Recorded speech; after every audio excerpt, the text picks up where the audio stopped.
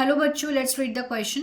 AIDS is a fast spreading incurable disease. It is a serious health problem that threatens the entire human population.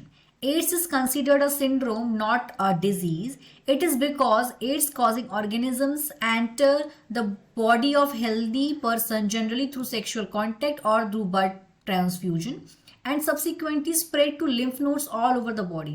Till date, there is no specific treatment against this disease. Some medicines are available to increase the number of resistance providing cells in the body. Is AIDS a sexually transmitted disease? पर एक question पूछा गया है, क्या ads एक sexually transmitted disease है? यहाँ पे एड्स के बारे में कुछ बातें बताई गई हैं. फिर एक सवाल किया गया है कि क्या एड्स एक सेक्सुअली ट्रांसमिटेड डिजीज है. तो इस क्वेश्चन का की कॉन्सेप्ट है कि हमें यहाँ पे एड्स के बारे में इंफॉर्मेशन होनी चाहिए कि एड्स क्या होता है, कैसे होता है, एड्स के किस तरह से होता है, mode of spread and all. तो सबसे पहले हम क्वेश्चन को अच्छे से समझते हैं. एड्स एक फास्ट स्प्रेडिंग इनक्योरेबल डिजीज है. इनक्योरेबल मतलब जिसका कोई क्योर नहीं है. ये एक सीरियस हेल्थ प्रॉब्लम है जिसने डरा के रखा है पूरी की पूरी ह्यूमन पॉपुलेशन को. एड्स को एक सिंड्रोम कंसीडर करते हैं, ना कि एक डिजीज कंसीडर करते हैं. एड्स एक क्या है? सिंड्रोम है.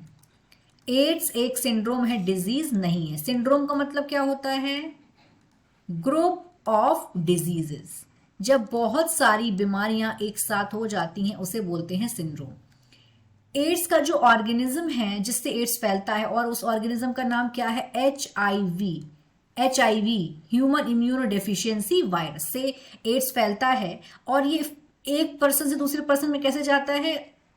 सेक्सुअली ऑर्गन या फिर ब्लड ट्रांसफ्यूजन. मतलब एक अगर इन्फेक्टेड पर्सन है उसके साथ अगर सेक्सुअल कांटेक्ट किया जाए या उससे ब्लड ट्रांसफ्यूजन किया जाए तो जो नॉन इन्फेक्टेड पर्सन होगा उससे एड्स हो जाएगा. और फिर धीरे धीरे ये जो ऑर्गेनिज्म है वो धीरे धीरे पूरी बॉडी के लिम्फ नोड में चला जाता है. और अभी तक कोई भी स्पेसिफिक ट्रीटमेंट एड्स डिजीज के अगेंस्ट नहीं है.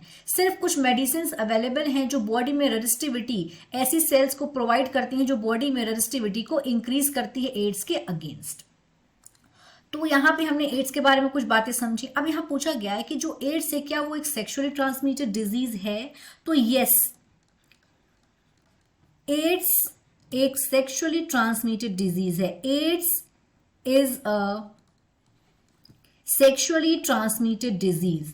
सेक्सुअली ट्रांसमिटेड डिजीज को हम लोग शॉर्ट फॉर्म में STDs भी बोलते हैं, ट्रांसमिटेड डिजीज.